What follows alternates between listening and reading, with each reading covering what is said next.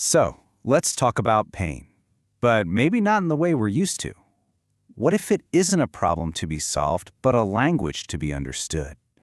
It's a question we've all asked, right? Why do we feel pain? And what if the answer is actually simpler and way more elegant than we've been taught to believe? It all starts with a little shift in how we look at it. Okay, so this is the first thing and maybe the most important thing we need to get straight. Pain is not a punishment. It is not a sign that you did something wrong or that the universe is out to get you. No, it's something else entirely. So what is it then? Well, think of it as information, but it's information delivered with extreme urgency. I mean, think about it, right? If you put your hand on a hot stove and all you felt was a little tickle, we probably wouldn't have made it very far as a species. Pain is designed to shout, to use a megaphone right in your ear and go, "Hey, pay attention to this." At its core, pain is really just a guide. It's like this big, bright neon line that instantly shows you the boundary between what supports you and what doesn't. It's a really direct, really efficient way for reality to say, hey, maybe don't go this way. This isn't good for you right now. So when you look at it like that, you start to realize this isn't some flaw in the system. It's not a bug. It's actually exquisite engineering. It's like we wanted to have this really rich, immersive experience of being human. So we built in this super high-resolution feedback system. And guess what? That system is pain. And here's where it gets really interesting. This same system, it works on more than just the physical level. Physical pain, that's pretty straightforward, right? Your nerves report some kind of disruption. But emotional pain, it's the exact same system. It's just wearing a different outfit. It's a signal that a story you're telling yourself, a belief you have, just doesn't fit anymore. It's literally like your internal GPS yelling, recalculating. It's not saying you're broken or you're a bad driver. All it's doing is giving you a heads up, inviting you to just take a look at the map of your own beliefs and maybe, just maybe, find a better route. But this is the big question, isn't it?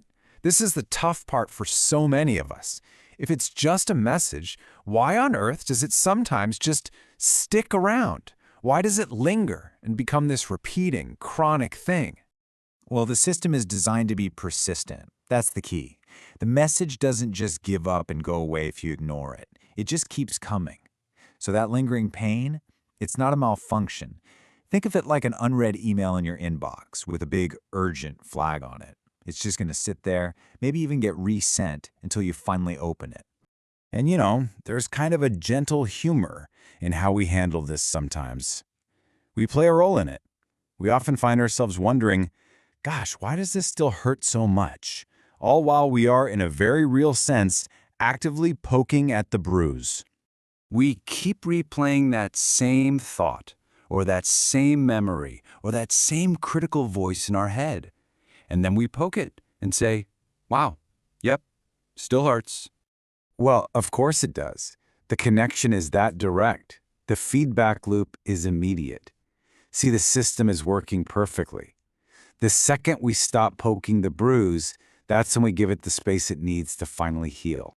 So maybe we can try one last way of looking at this.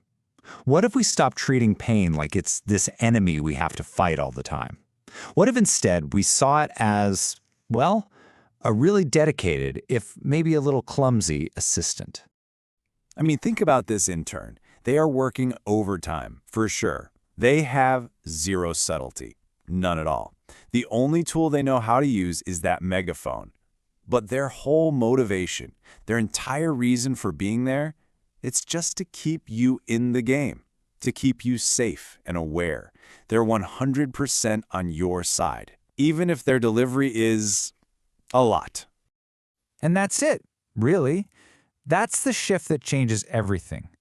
The moment you can really, truly see pain not as some kind of judgment on who you are, but just as data, just pure information.